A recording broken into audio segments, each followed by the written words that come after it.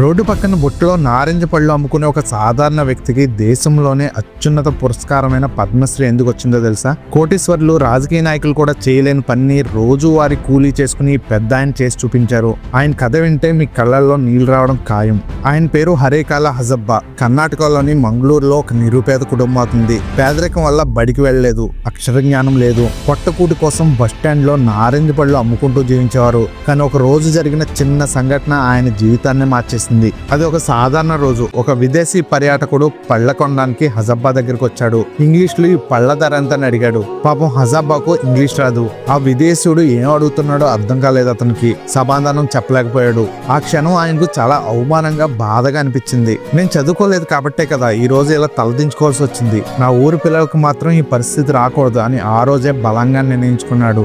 అంతే, అప్పటి నుంచి తన నారింజ పళ్ళ అమ్మగా వచ్చిన ప్రతి రూపాయిని పొదుపు చేయడం మొదలుపెట్టాడు. తనకు సొంత ఇల్లు లేకపోయినా పర్వాలేదు అనుకున్నాడు, కానీ ఊర్లో బడి మాత్రం ఉండాలని తప్పించాడు. తన జీవితకాలంలో కష్టార్జితంతో తన గ్రామంలో ఒక పాఠశాల నిర్మించాడు. ఒకప్పుడు అక్షరం ముక్కరాని ఆయనే నేడు వందల మంది పిల్లల భవిష్యత్తుకు వెలుగునిచ్చాడు.